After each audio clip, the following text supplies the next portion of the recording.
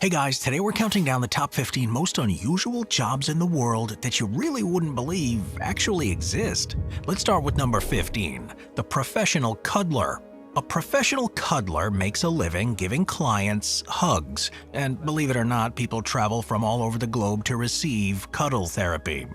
Often described as far less intimate than a massage and as helping people from all walks of life. Well, despite criticism, cuddling is scientifically proven to release happy hormones like dopamine, and many clients sign up for the emotional support that they lack at home. The 2-hour hugging sessions vary depending on what the client wants, with some seeking emotional hugs, others talking more, and some wanting to sit at opposite ends of the sofa with our legs and feet entwined. Well, according to the number of small cuddle therapists out there, while cuddle therapy might not be widely accepted in society, it is far less intimate than other activities that are seen as normal. Many cuddle therapists have a hug to people in their 80s. Many clients, however, are caregivers who are also busy looking after others and providing support that they don't receive it themselves. Setting clear boundaries prior to meeting is essential, but therapists generally report that the clients they welcome into their homes have been respectful. These therapists focus on a holistic approach to treating people, and there's also neuroscience behind this cuddling. Physical touch activates the brain's orbitofrontal cortex, and cuddling releases oxytocin, dopamine, and serotonin. I'm gonna have to get me a cuddle therapist. Number 14, a rodeo clown. So we've all seen rodeos, right? They generally feature some completely insane person in a cowboy hat riding around on the back of a raging bull, which is doing its best to throw them off and break as many bones as possible. Not to mention gouging their flesh with those large and pointy horns. What you might not have seen, however, are the brave, even more insane individuals who run into the arena after the bull is thrown and eventually developed more outlandish gear. When bull riding competitions began using ill-tempered Brahma bulls in the 1920s, the need for someone to distract the bull from fallen riders fell to the rodeo clown. By the late 1970s, the comedy aspect of clown work, as opposed to the protection of rodeo athletes, began to disappear in some parts of the US. But in some rodeos, they're still very much part of the show, although you need to be okay with not earning a lot of money to do such life-threatening work. Serious injury and death are not uncommon, so maybe a pay rise wouldn't be out of the question. Number 13, a face feeler. Yep, a face feeler is a real job. Okay, so a face feeler is paid by companies to feel the faces of people right after they've used specific skin products, such as soaps, lotions, or even razors. When evaluating a particular brand of razor blade, for example, face feelers wait for their subjects to complete a shave, then touch their faces everywhere. They run their fish into this face feelers, despite their job title, also touch non-human items. They may be asked to feel the seats of cars, the bristles of toothbrushes, and even their own teeth and gums with their sensitive fingertips. Essentially, you can name an everyday item found on your bathroom shelf, and there's a good chance it's been tested by a face feeler. Number 12, underwater welder. Welding underwater? Is that even possible? Well, yep, and not only possible, but incredibly difficult. Underwater welding is an exceptionally challenging and demanding profession that requires a unique set of skills, physical endurance, and mental resilience. As the name suggests, underwater welders perform welding tasks in the ocean, facing a multitude of hazards and difficulties that make their job extremely hard. One of the primary challenges of this welding is the hostile underwater environment itself. Working at great depths exposes these welders to high water pressure, extreme temperatures, and reduced visibility. The immense pressure exerted by the water can have some strict safety protocol and be trained in emergency procedures, including proper communication and evacuation in case of an emergency. The weight of the diving gear, too, coupled with the resistance of the water, requires substantial physical strength and endurance. They must also have excellent buoyancy control and be able to maneuver with precision in challenging underwater environments. So yeah, that's quite a resume before you even start your first day. Count me out on that job. Number 11, a line stander. A line stander, queue stander, line sitter, or queue professional is a person who takes a position in a queue in place of another, often for payment. This informal occupation arose out of the necessity to endure long wait times in queues. Line sitting is frequently a paid endeavor, with companies recruiting people, sometimes homeless individuals, to sit in lines for a price. In some cases, people can make sufficient money to sit in line professionally. Occasionally, people also choose to sit in line for non-monetary purposes, such as game regime. There were several shortages of consumer goods. With the transition to a market economy, shortages gradually diminished, but the business opportunities for line standers remained. A Polish professional line stander, Tadeusz Żak, has said that his profession requires certain personality traits: honesty, credibility, activity, persistence, and perseverance. He once stood in line for 40 hours, specializing in lines at hospitals for registration to high demand and rare specialists. In the U.S., the practice of line standing or seat holding is a service provided in Washington, D.C. to lobbyists, corporate legislative offices, nonprofit organizations, lawyers, and others interested in matters being debated or bills being marked up by the United States House of Representatives or Senate. The line standing company sends someone up to Capitol Hill to stand in line well in advance of the hearing or markup, helping the client gain entry into the hearing room with a good seat in the visitors gallery. This practice has reportedly existed for 20 years to harvest the ponds. The course representative and the diver need to negotiate the price and discuss whether that fee will be paid with money in received golf balls or a combination of both. Typical golf courses have between 4 to 12 ponds. Divers spend 8 to 10 hours a day harvesting these ponds, and they may need multiple days to finish a job. Depending on the size of each pond, though, divers recover balls with the help of a dive crew or a roller. Using a roller is faster than a dive crew, but dive crews are more thorough. A dive crew usually includes about 3 people, equipped with standard scuba gear. 2 divers enter the pond and feel for balls by hand, and the water's so black and murky in there that they have to dive by feel. The divers then load the balls into baskets and pass them on to the remaining crew member on land. That crew member also ensures the diver's safety and helps direct them so they can comb the entire pond. 2-person dive crews may work with a roller, which consists of metal discs on wheels. The roller's metal grooves grab at the balls as it moves through the water, and crew members stand on the ground and divers work in crews for safety reasons. They may face danger from wildlife such as alligators and from objects hidden underwater. Scuba equipment is heavy too, so obstacles such as fishing lines could trap and drown the divers. Number 9. Smoke jumper. Smoke jumpers. They are elite firefighters who parachute into remote and rugged areas to combat wildfires, facing some of the most challenging and dangerous conditions imaginable. It is certainly more unusual than a desk job. The job of a smoke jumper is exceptionally hard due to the physical demands, hazardous nature of the work, and mental and emotional stress that they have to endure.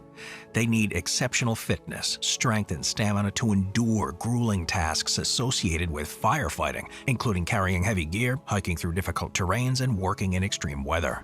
Smoke jumpers often work long hours, battling intense heat and smoke while performing physically strenuous activities to contain and extinguish wildfires.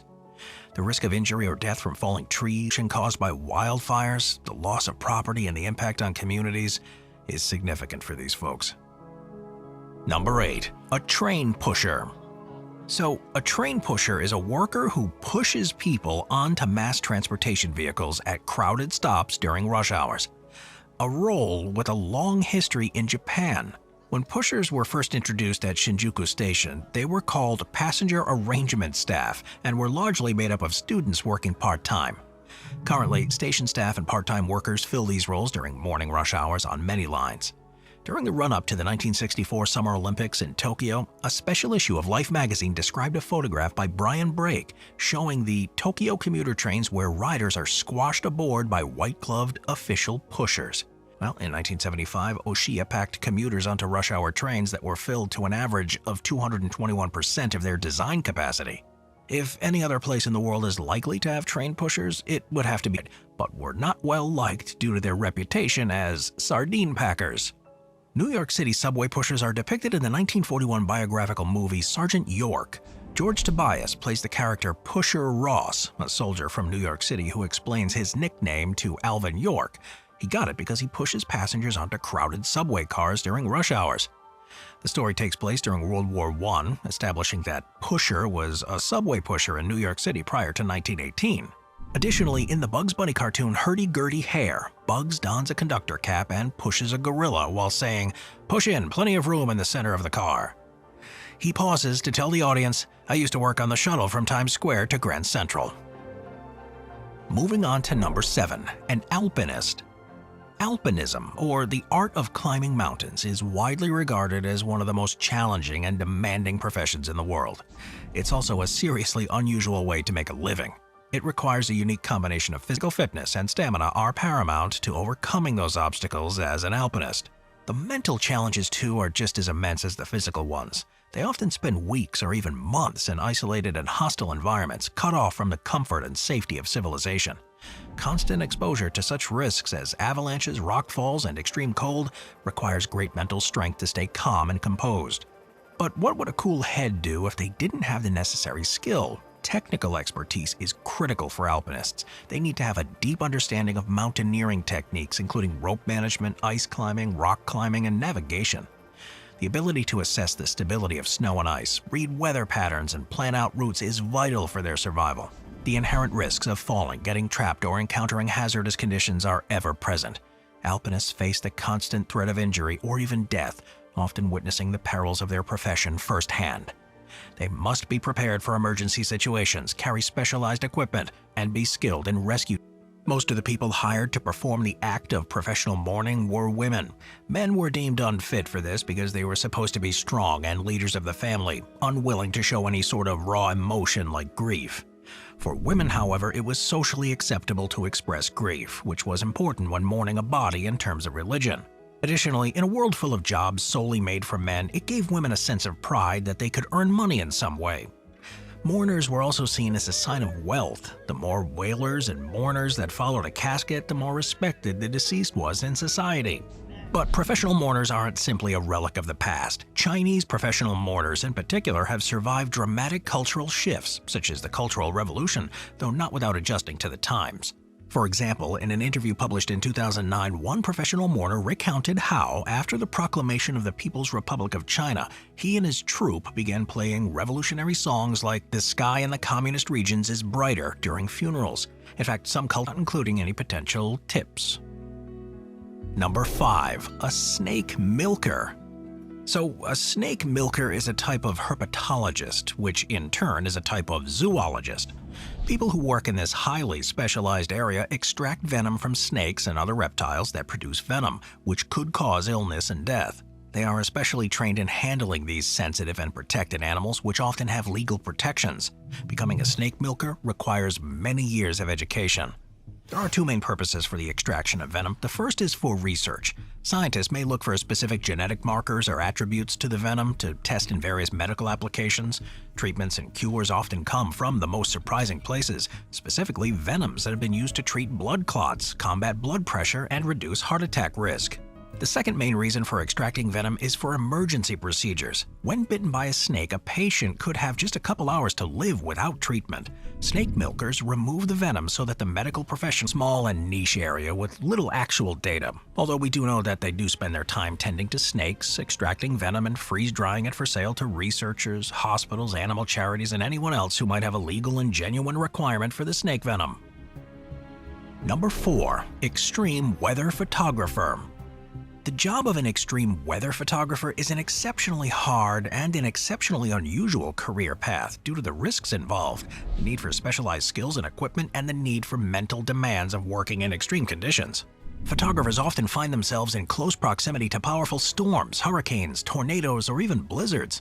These weather phenomena can produce strong winds, torrential rains, and lightning and flying debris, posing serious risks to personal safety. These extreme weather photographers must have a deep understanding of weather patterns and be able to assess the risks effectively to avoid dangerous situations. They also need specialized skills and knowledge to capture the essence of these events. This includes having a keen eye for... So you may think anyone who even considers taste testing pet food is kind of desperate, a bit wacky, or maybe even both, but you'd be wrong. The job is actually typically a highly skilled one, and more like a combination of a researcher and a taster. Generally, there's someone with a doctoral degree. A pet food taster's main job is testing, not tasting, evaluating a given pet food's nutritional value, writing reports, and determining ways to enhance new pet foods.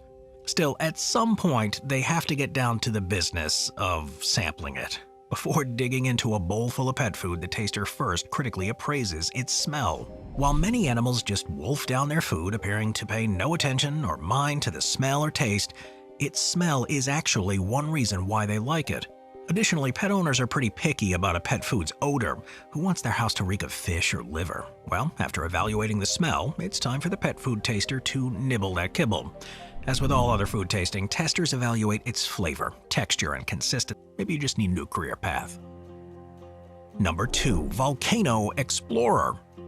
So here's another job where the name itself almost tells you everything you need to know, or at least tells you that it might be slightly unusual if you want to do it as a lifelong career.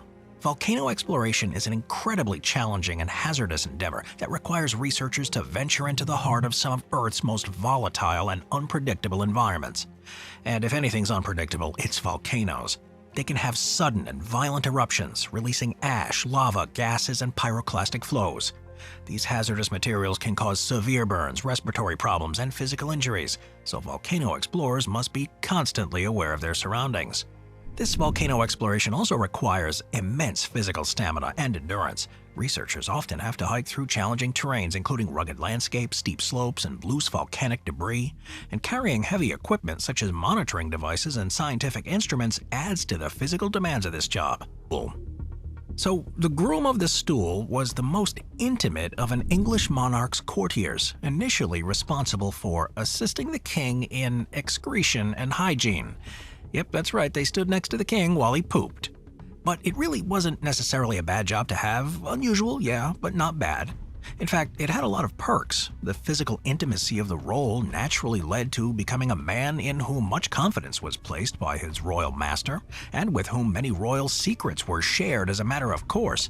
This secret information, while it would have never been revealed, for it would have led to the discredit of his honor, in turn led to his becoming feared, respected, and therefore powerful within the royal court in his own right. The office developed gradually over decades and centuries into one of administration of the royal finances. Under Henry VII, the groom of the stool became a powerful official involved in setting national fiscal policy under the chamber system. It is a matter of some debate as to whether the do at least 4 manners. The function was transformed into that of a virtual minister of the royal treasury, being then an essential figure in the king's management of fiscal policy. In the early years of Henry VIII's reign, the title was awarded to court companions of the king who spent time with him in the privy chamber. Now, these were generally the sons of noblemen or important members of the gentry. In time, they came to act as virtual personal secretaries to the king, carrying out a variety of administrative tasks within his private rooms. Oh, and of the monarchs to have most enjoyed this personal attention, it was Mad King George III who employed the most grooms throughout a single reign, a total of 9, including John Stuart, who would later go on to be Prime Minister of Great Britain. Quite amazingly, the role of groom of the stool carried on all the way until 1901, when King Edward VII decided to abolish it.